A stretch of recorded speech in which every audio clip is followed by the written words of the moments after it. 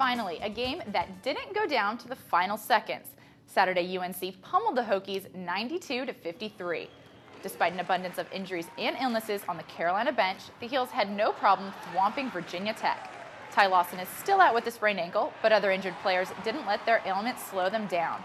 Deon Thompson hyperextended his knee at Virginia, but still scored 4 points for the Heels on Saturday.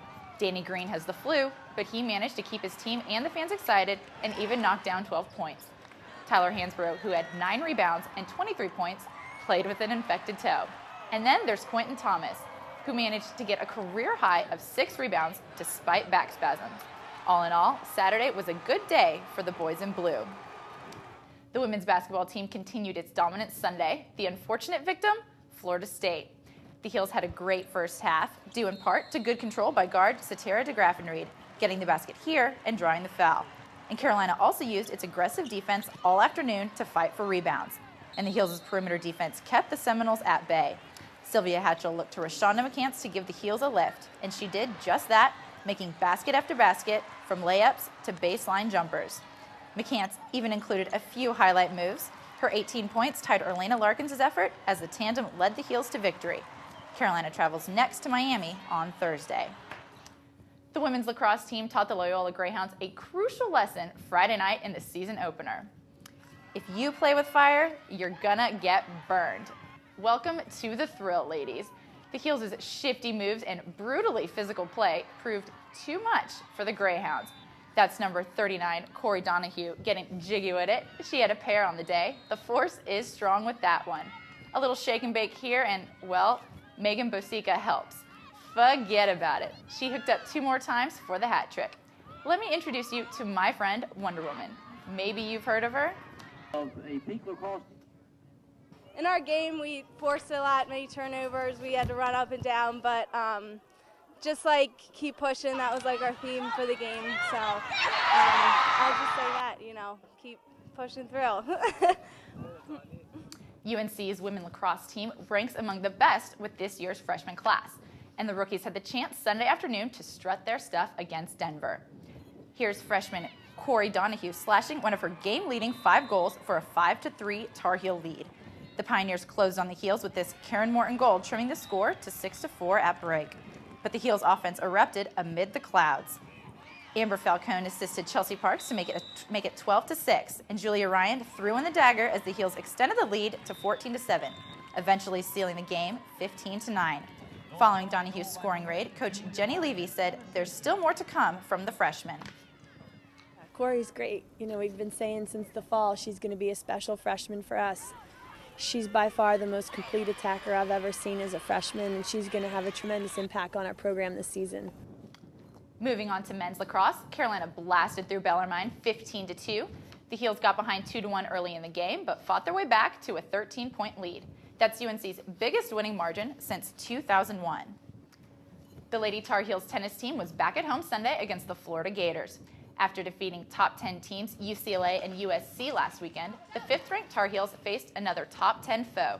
The Gators doubles tandem proved too much for the Heels, however, sweeping the 3 matches.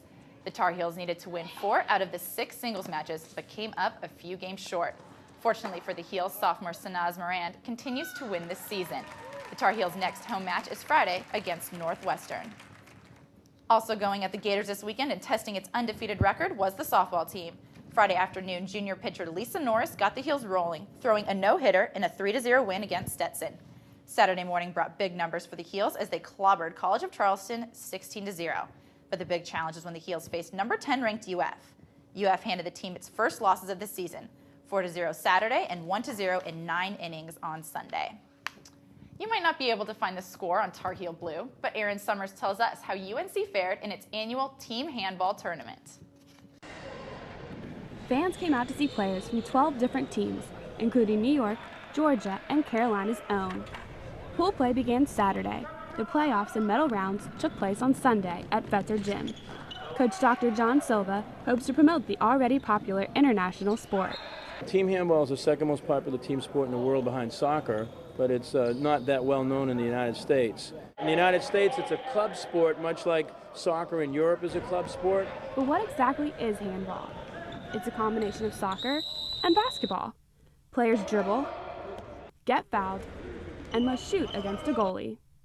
UNC player Alex McGlynn boasts Most Valuable Player honors from 2005, when he helped carry the Heels to their 3rd national championship. I was a returning starter, and then our goalie was a returning starter, and other than that, we're all new. So it's a young team, but we've been playing real hard. But Silva says UNC remains one of the elite clubs. West Point and UNC are the only 2 university teams that are in what's called the elite division. USA Team Handball, all the other clubs are in Division I or Division II. Sunday's championship game brought a familiar West Point team and a club New York team into a closely fought battle for 2 25-minute halves.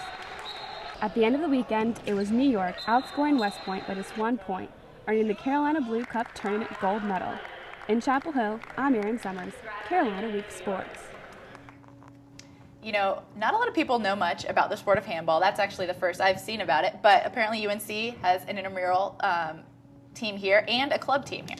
Wow. And when I was young, actually, I was reading a sports magazine that had a feature about handball. And I was thinking, imagine a ball that could fit in your hand and you throw it into a goal, but it's different from like a basketball. And I mean, like, it's dangerous for me because I can't throw a ball with anything. So I mean, and it looked very intense. It definitely did. And so, I mean, if you want to check it out, you have a lot of options here on campus to see it. That sounds great. We might have to do that. Thank you, Marissa. All right.